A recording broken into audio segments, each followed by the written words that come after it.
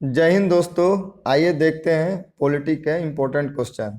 इससे पहले हम लोगों ने इसके पहले वीडियो में क्वेश्चन नंबर 1 से लेके 50 तक के ऑब्जेक्टिव क्वेश्चन को देख लिए थे। ये उसी कड़ी में अगला वीडियो है। इसमें हम लोग क्वेश्चन नंबर 51 से लेके 100 तक के ऑब्जेक्टिव क्वेश्चन को देखेंगे। ये सारे के सारे क्वेश्चन किसी न किसी प्रीवियस ईयर के एग्जाम में आए हुए हैं। देखिए यहाँ लिखा हुआ है विभिन्न परीक्षाओं में पूछे गए प्रश्नों का संकलन। ये किसी ना किसी एग्जाम में सारे के सारे क्वेश्चन आए हुए हैं। आप किसी भी एग्जाम का प्रिपरेशन करते हैं, अगर वहाँ पे पॉलिटी का क्वेश्चन पूछता है तो उसके लिए यह वीडियो क्या हो जाता है, काफ़ी इम्पोर्टेंट हो जाता है। आप पढ़ाई जहाँ से इच्छा हो वहाँ से करें, लेकिन क्वेश्चन प्रैक्टिस के लिए आप हमसे जुड़ सकते हैं।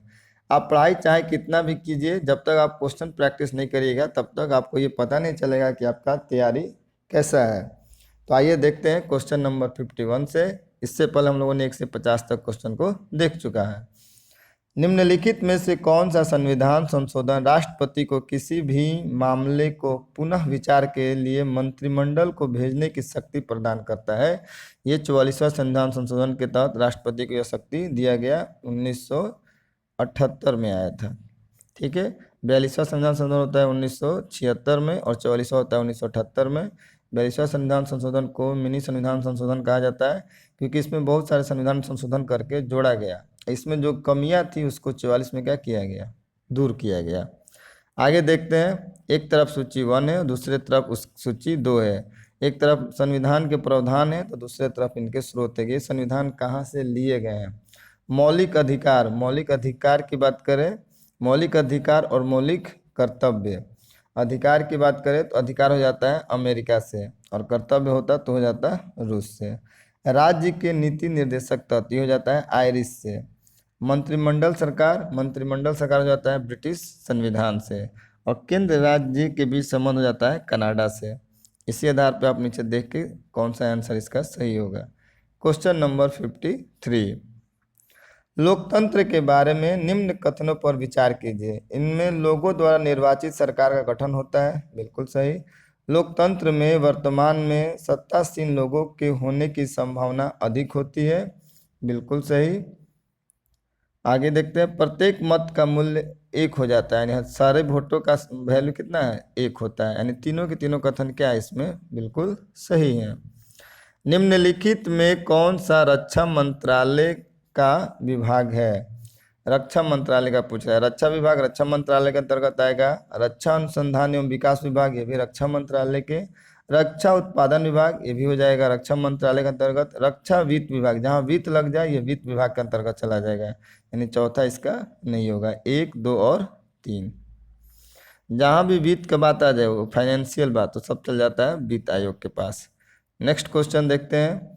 किसी भी राजनीतिक दल को राष्ट्रीय दल बनने के लिए कितने राज्यों में मान्यता जरूरी है? कम से कम 4 राज्यों में क्या होना चाहिए, उसको मान्यता प्राप्त होना चाहिए। कितने राज्यों में? 4 राज्यों में। कोई भी राजनीतिक दल राष्ट्रीय दल होगा कि नहीं, इसका चयन कौन करते हैं? चुनाव आयोग द्वारा किया जाता है। किसके द्वारा किया जाता है? चुनाव आयोग के द्वारा किया जाता है। चुनाव आयोग के द्वारा। चुनाव आयोग किस आर्टिकल में आता है? तो 324 से लेकर 329 तक।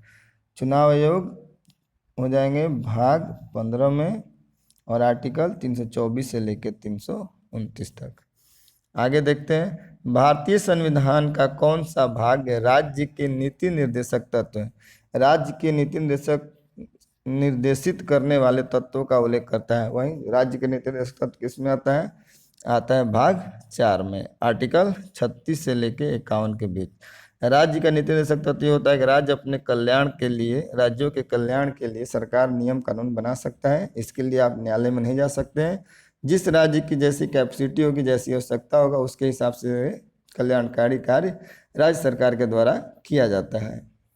आगे देखते हैं। क्वेश्चन नंबर 57, भारतीय संविधान की कौन सी अनुसूची भाषाओं का उल्लेख करती है?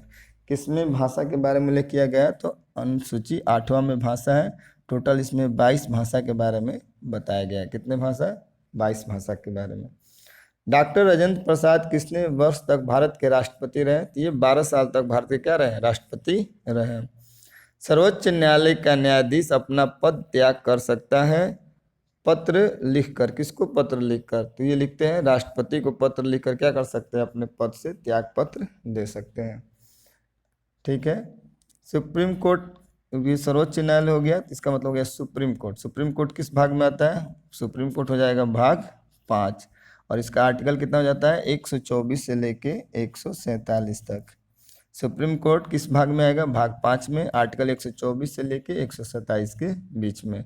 निर्वाचन आयुक्त को पद से हटाया जा सकता है, मुख्य निर्वाचन आयुक्त द्वारा नहीं, निर्वाचन आयुक्त को प्रधानमंत्री द्वारा, भारत के मुख्य न्यायाधीश द्वारा, इन किन्हीं के द्वारा नहीं हटाया जा सकता, इनको उपयुक्त में से कोई नहीं।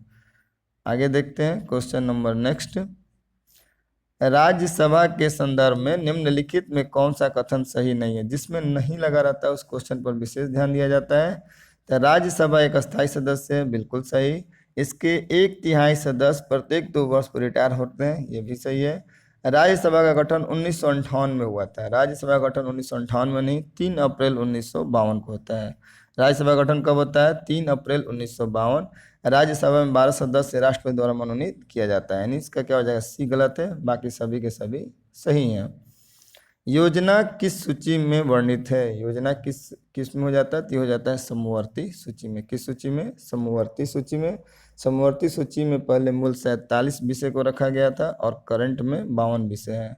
इसका मतलब ये होता है कि समवर्ती सूची के अंतर्गत जो विषय रखा जाता है उस पर नियम कानून बनाने का अधिकार राज्य सरकार और केंद्र सरकार दोनों के पास होता है। और जैसे ही कोई नियम कानून केंद्र सरकार के द्वारा बना दिया जाता है, राज्य सरकार द्वारा बनाया गया नियम ऑटोमेटिक समाप्त हो जाता है।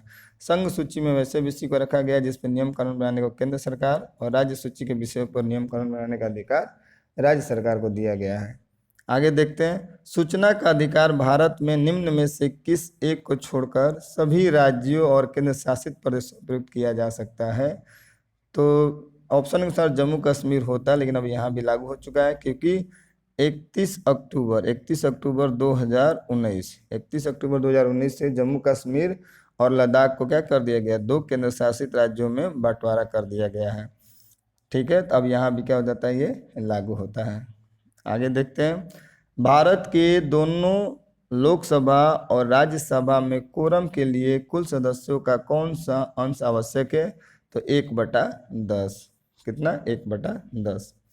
संसद द्वारा पास किया हुआ विधेयक तभी तक नियम कानून बन पाता है जब उसे निम्नलिखित में से किसके पास किया जाता है। संसद के दोनों सदनों से कोई भी बिल पास हो जाने के बाद भी नियम कानून तब तक नहीं बनता है जब तक कि उस पर राष्ट्रपति अपना साइन ना कर दे। किस आर्टिकल के तहत, 111 के तहत।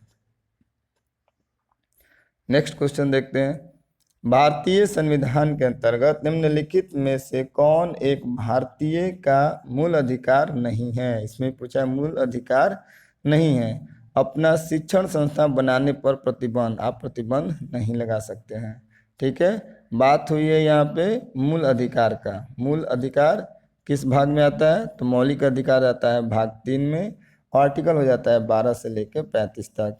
कितना, 12 से लेकर 35 तक।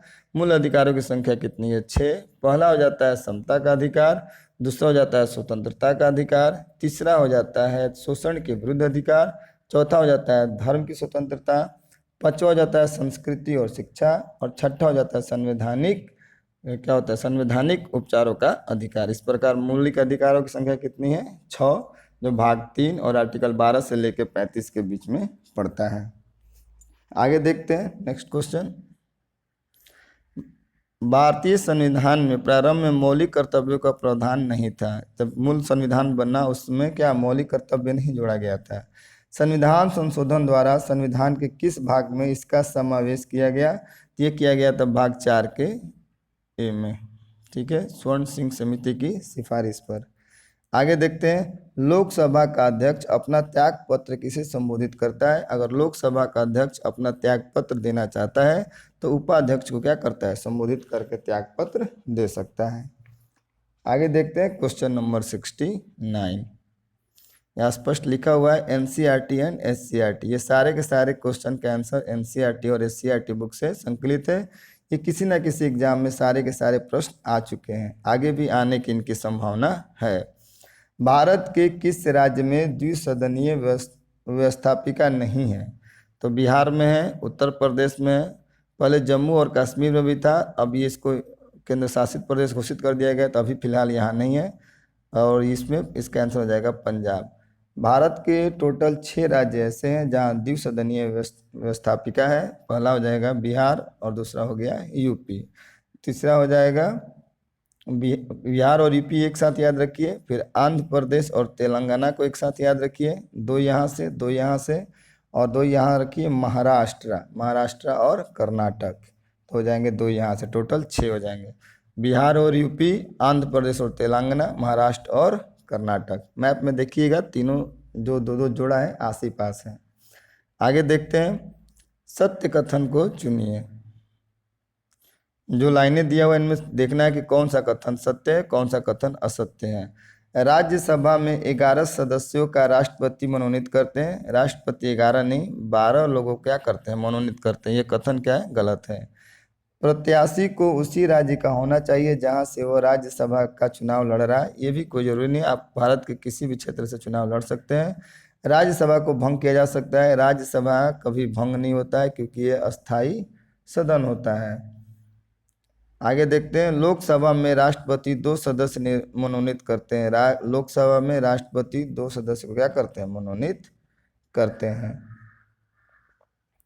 आगे देखते हैं, राज्यसभा में गणपूर्ति हेतु कितने सदस्यों की आवश्यकता होती है। कितने लोगों की आवश्यकता हो जाएगी, तो 250 मैक्सिमम है। इसका 10% कितना हो जाएगा, 25, यानी 1/10 कर लीजिए तो 0 0 कट जाएगा, 25 कितना हो जाएगा गणपूर्ति के लिए 25। संसद की प्राक्कलन समिति है। संसद की प्राक्कलन समिति एक अस्थायी समिति होती है। इसकी जुड़वा बहन, प्राक्कलन समिति की जुड़वा बहन किसको कहा जाता है, लोक लेखा समिति को। लोक लेखा समिति, क्वेश्चन आता है कि प्राक्कलन समिति की जुड़वा बहन किसे कहते हैं, तो लोक लेखा समिति को। प्राक्कलन समिति में टोटल कितने मेंबर होते हैं, तो इसमें 30 सदस्य होते हैं। 30 के 30 कहाँ से होंगे, लोकसभा से होंगे। इसका अध्यक्ष जब भी बनेगा तो कोई सत्ता पक्ष का ही व्यक्ति बनेगा, और इनके सदस्यों का कार्यकाल 1 वर्षों का होता है। भारत में वन नीति 1952 में संशोधन कब किया गया, तो 1952 में संशोधन कब किया गया, तो ये किया गया था 1988 में। ठीक है, वन नीति 1952 के तहत भारत में के कुल भूभागों का 33% भूभाग पे क्या होना चाहिए, वन होना चाहिए। भारत में राष्ट्रपति चुने जाने से पूर्व रामनाथ कोविंद कहाँ के गवर्नर थे, तो ये बिहार के क्या थे, गवर्नर थे। आगे देखते हैं, निम्नलिखित में से कौन सा एक आदेश किसी व्यक्ति को गैर कानूनी ढंग से बंदी बनाए जाने पर उसकी स्वतंत्रता सुनिश्चित करने के लिए उच्चतम न्यायालय द्वारा जारी किया जाता है, ये किया जाता है बंदी प्रत्याशीकरण। वर्तमान में राज्यसभा में सीटों की कुल संख्या कितनी है, तो अभी 245 है, अगर मैक्सिमम पूछे तो 250। आगे देखते हैं, भारतीय संविधान का अनुच्छेद 117 का संबंध किससे हो जाता है, अनुच्छेद 117 वित्त विधेयक से।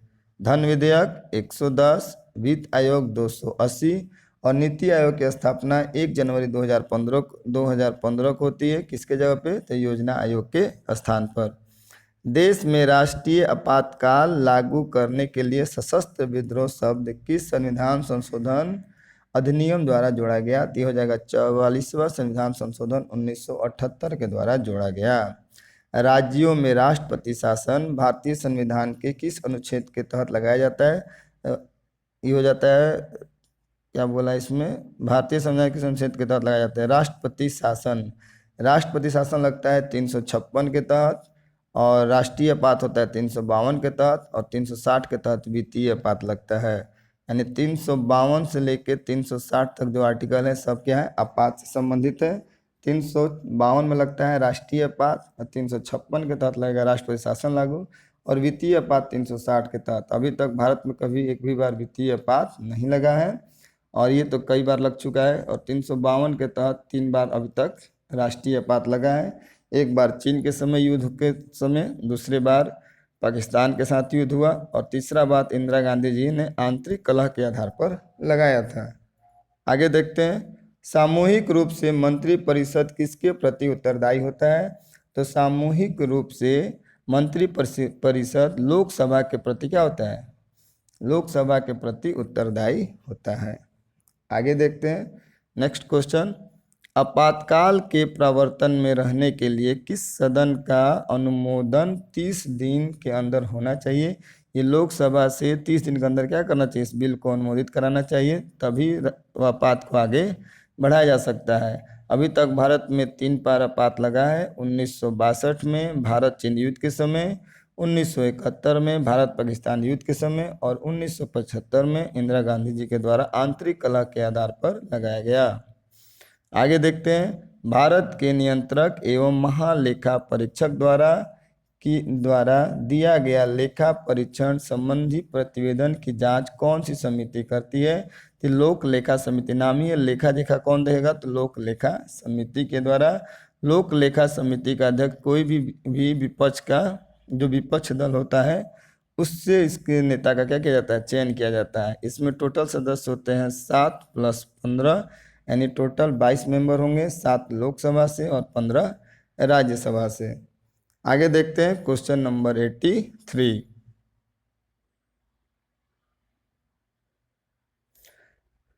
जब राज्यसभा के सभापति या उपसभापति को उसके पद से हटाने का संकल्प विचाराधीन हो, तब उसका पीठासीन न होना भारतीय संविधान के किस अनुच्छेद में वर्णित है? तो ये अनुच्छेद 92 में कहा गया है कि वह उसका पीठासीन अधिकारी नहीं होगा।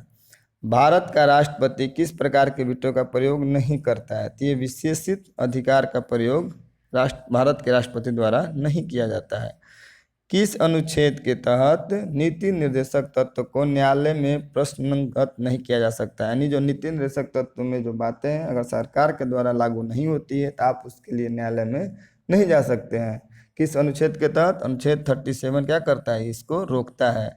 नीति निर्देशक तत्व किस में आता है? भाग 4 और आर्टिकल हो जाएगा 36 से लेके 51 तक। राज्य निर्वाचन आयुक्त को कौन पदच्युत कर सकता है? पदच्युत माने पद से कौन हटा सकता है? तो जो प्रक्रिया उच्च न्यायालय के न्यायाधीश को हटाने की, उसी प्रक्रिया के द्वारा राज्य निर्वाचन आयोग को भी हटाया जा सकता है। इसमें दिया हुआ है राष्ट्रपति और उनका कार्यकाल का सही क्रम पूछ रहा है। तो सबसे पहले हो जाएंगे फखरुद्दीन अली मोहम्मद, ज्ञानी जैल सिंह, आर वेंकटरमन और उसके बाद हो जाएंगे डॉक्टर शंकर दयाल शर्मा। आगे देखते हैं, भारत में कितने बार आपातकाल लागू हो चुका है? हमने पहले ही बताया कि 3 बार लागू हो चुका है। पहला 1962 भारत चीन युद्ध के समय, दूसरा हो जाएगा 1971 भारत पाकिस्तान युद्ध के समय, तीसरा हो जाता है 1975 इंदिरा गांधी जी ने आंतरिक कलह के आधार पर राष्ट्रीय आपात लगाया। यानी अब तक 3 बार राष्ट्रीय आपात लागू हो चुका है। भारत के राष्ट्रपति को किस प्रकार पदच्युत किया जा सकता है? अगर भारत के राष्ट्रपति को उसके पद से हटाना है तो एक संसदीय प्रक्रिया होती है, उस प्रक्रिया के तहत राष्ट्रपति को उनके पद से हटाया जा सकता है। कोई व्यक्ति अगर राज्य विधायिका का सदस्य नहीं है तो वह खाली स्थान के लिए मुख्यमंत्री नियुक्त किया जा सकता है एवं उस निर्धारित समय में उसे राज्य विधायिका हेतु निर्वाचित होना है, अन्यथा वह मुख्यमंत्री नहीं रहेगा। कहने का मतलब अगर कोई व्यक्ति किसी भी सदन का मेंबर नहीं है और उसे मुख्यमंत्री बनना है तो उसे मुख्यमंत्री बनाया जा सकता है, बशर्ते उसे 6 महीने के अंदर किसी न किसी सदन से क्या करना चाहिए? उसको मेंबरशिप ज्वाइन करना पड़ेगा। अगर वो ऐसा नहीं करता है तो उसे ऑटोमेटिक पद से हटना पड़ता है। आगे देखते हैं क्वेश्चन नंबर 91। भारत में विधि निर्माण सर्वोच्च निकाय है। तो भारत में अगर विधि बनाना है तो संसद के द्वारा बनेगा। संसद आर्टिकल 79 में कोई भी बिल लोकसभा और राज्यसभा से बहस होगा और वहां से पास होने के बाद फिर उस पर जब राष्ट्रपति साइन करते हैं तो वह नियम कानून बन जाता है। आगे देखते हैं क्वेश्चन नंबर 92। निम्नलिखित में से कौन सा कथन लोकसभा के उपाध्यक्ष के संदर्भ में सही नहीं है? इसमें पूछा है कौन सही नहीं है। वह लोकसभा के ही सदस्यों में से चुना जाता है, बिल्कुल सही। उपाध्यक्ष अपने पद पर लोकसभा के कार्यकाल के दौरान रहता है, ये भी सही है। जब अध्यक्ष का पद रिक्त होता है तो उपाध्यक्ष अध्यक्ष के रूप में कार्य करता है, ये भी सही है। जब उपाध्यक्ष लोकसभा के पीठासीन अधिकारी होते हैं तब वो प्रथम मत दे सकते हैं, ये क्या हो जाता है? गलत हो जाता है। आगे देखते हैं क्वेश्चन नंबर 93। राज्य विधायिका में धन विधेयक, बात हो रहा है राज्य के लिए। धन विधेयक को केवल किसकी पूर्व सिफारिश पर प्रस्तुत किया जा सकता है? अगर राज्य में बात हो तो राज्यपाल के लिए, और केंद्र में अगर धन विधेयक प्रस्तुत करना हो यानी लोकसभा में या राज्यसभा में, तो उस समय किसकी अनुमति, राष्ट्रपति की अनुमति जरूरी हो जाती है। आगे देखते हैं क्वेश्चन नंबर 94। भारतीय संविधान के अनुसार दल बदल के आधार पर निरहरता का उल्लेख है। दल बदल अधिनियम कब आया? दल बदल हो जाता है 10वीं अनुसूची। कहाँ हो जाएगा? 10वीं अनुसूची। ये कब आया था? 52वां संविधान संशोधन के तहत 1985 में इसे जोड़ा गया। ठीक है, 10वां अनुसूची जोड़ा गया, फिर 11वां और फिर 12वां। 10वां हो जाता है दल बदल, 11वां हो जाता है, और 11वां 12वां हो जाता है, एक में नगर निगम और एक में हो जाता है पंचायती राज व्यवस्था। आगे देखते हैं, राज्यसभा धन विधेयक को कितने दिनों के लिए रोक सकता है? तो ये 14 दिनों के लिए रोक सकता है। 14 दिन से अधिक होने पर ऑटोमेटिक इसे क्या, सदन से पास समझा जाता है। संसद में प्रथम लोकपाल बिल पेश किया गया था। संसद में प्रथम लोकपाल बिल कब प्रस्तुत किया गया था? तो 1968 में, यानी 1968 में। ठीक है, प्रथम लोकपाल थे पिनाकी चंद्र घोष। कौन थे? पहला लोकपाल पूछे तो हो जाएगा पिनाकी चंद्र घोष। और पूछ दे कभी लोकपाल कौन है? तो प्रदीप कुमार मोहंती। कौन हो जाएंगे? प्रदीप कुमार मोहंती। प्रदीप कुमार मोहंती।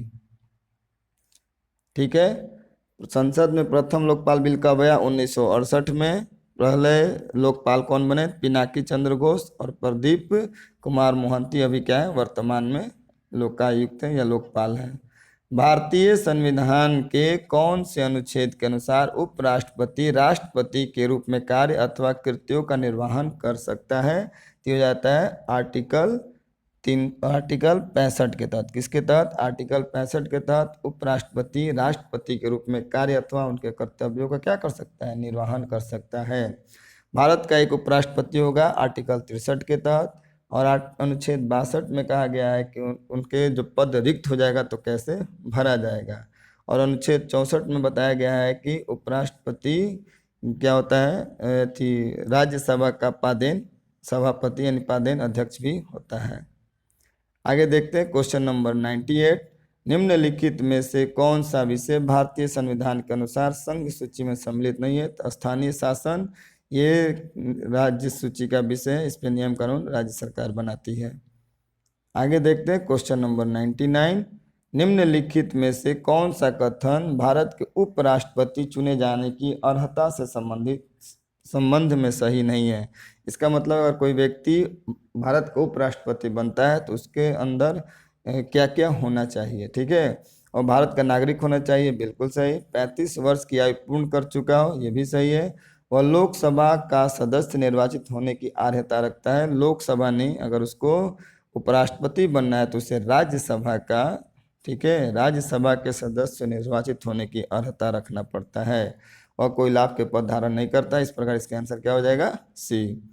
आगे देखते हैं क्वेश्चन नंबर 100। भारत में प्रधानमंत्री क्या होती है? भारत में प्रधानमंत्री की नियुक्ति होती है। किसके द्वारा? तो राष्ट्रपति के द्वारा भारत के प्रधानमंत्री की नियुक्ति की जाती है। किस आर्टिकल के तहत? आर्टिकल 75 के तहत। इस प्रकार आज हम लोगों ने क्वेश्चन नंबर 51 से 100 तक के पॉलिटी के काफ़ी इम्पोर्टेंट क्वेश्चन को देखें, जो अब तक किसी ना किसी प्रीवियस ईयर में आ चुके हैं और आगे भी आने की संभावना है। ये सारे के सारे question NCERT and SCERT book पे आधारित है। आपको पता है कि आप किसी भी कंपटीशन एग्जाम में जाते हैं, तैयारी करते हैं, तो बिना NCERT बुक और SCERT बुक का संभव नहीं है। तो बहुत जल्द हम लोग मिलते हैं अगले वीडियो में, जहां हम कोशिश करेंगे 101 से लेके 150 तक क्वेश्चन को देखेंगे। हमारा प्रयास है कि हर सेट में, हर वीडियो में 50 क्वेश्चन को देखा जाए। आपको यह हमारा प्रयास अच्छा लगता है तो आप हमारे चैनल को सब्सक्राइब करें और हमारे वीडियो को लाइक करें। देखने के लिए आपका बहुत बहुत धन्यवाद।